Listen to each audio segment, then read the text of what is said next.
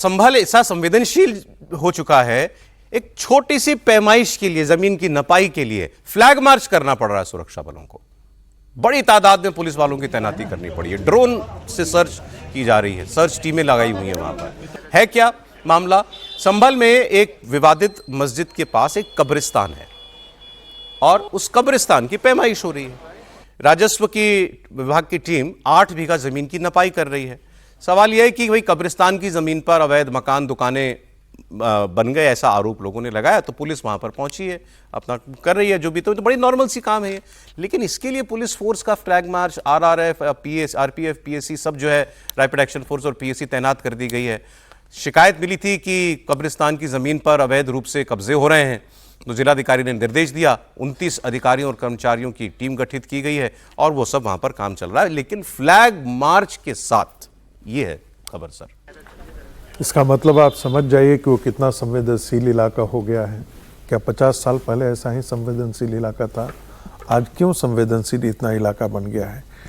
छोटी छोटी बातों पर ये जो मजार और ये जो है, ऐसी छोटी छोटी बातों पर जो सामान्य प्रशासनिक विषय ये होना चाहिए था कि मान लेते हैं कोई एंक्रोचमेंट हो गया है, तो सरकार यदि वो नाप जोख करके चाहती है कि भाई जहाँ तक एंक्रोचमेंट हुआ है उसको एंक्रोचमेंट को हटा दें, इसमें तो कोई दिक्कत नहीं होनी चाहिए थी। लेकिन क्यों ऐसा हो रहा है? क्योंकि आपको ध्यान में होगा कि मस्जिद के मामले पर कोर्ट के आदेश पर पुलिस वहां पर गई थी, सर्वेक्षण के लिए गई थी, कोर्ट के आदेश पर गई थी, फिर भी उस पर क्या हुआ? उस पर पत्थर फेंके, उसके तरफ बम फोड़े गए थे। तो ऐसी स्थिति में चूंकि ये बहुत संवेदनशील इलाका आज के दिन में हो गया है, मुझे लगता है कि सरकार जो है वो हर प्रिकॉशन अपनाना चाहती है, सतर्कता के साथ। सतर्कता को। एक ऐसी कंट्रोवर्सी साउथ में होगी, कर्नाटक में, और ये थोड़ी ज्यादा इंटरेस्टिंग मैं आपको बताता हूं। सिद्धरामैया की सरकार ने बेंगलुरु में फकीर बस्ती नाम की एक जगह पर बुलडोजर चला दिया। यहां सारे मुसलमान बस्ती में बना करके रह रहे थे, अवैध बस्ती थी, एक्चुअली कूड़े का ग्राउंड है, डंपिंग ग्राउंड है, वहां पर बस्ती बना करके लोग रहने लगे थे। तो ये सरकारी जमीन थी। पुलिस की मौजूदगी में उनको घरों से निकाला गया और फिर उसके बाद जो बस्तियां बनी थी, क्या बनी होंगी, झुग्गियां बनी होंगी, उस पर सब पर बुलडोजर चला देंगे। अब इस पर क्या पॉलिटिक्स हो रही है? कांग्रेस अपनी ही गठबंधन के बीच फिर घिर गई है। वैसे गठबंधन नहीं कहना चाहिए क्योंकि वहां तो चुनाव लड़ना है एक दूसरे के खिलाफ। केरल में सबसे पहले केरल के मुख्यमंत्री पी विजयन ने इसकी आलोचना की। पी विजयन ने कर्नाटक की कांग्रेस सरकार की तुलना आरएसएस से की। उन्होंने एक पोस्ट करके लिखा था कि कर्नाटक की कांग्रेस सरकार ने बेंगलुरु की एक कॉलोनी में सालों से रह रहे मुस्लिम परिवारों को बेदखल करके बुलडोजर राज की नीति अपना ली। ये तो बीजेपी वाले करते हैं, तो योगी आदित्यनाथ करते हैं। अब विवाद बढ़ा तो लगा लोगों को कि ये तो अपने लोग थे, हमने बुलडोजर चला दिया। तो फिर केसी वेणुगोपाल दिल्ली में उठे, पहले संगठन महासचिव।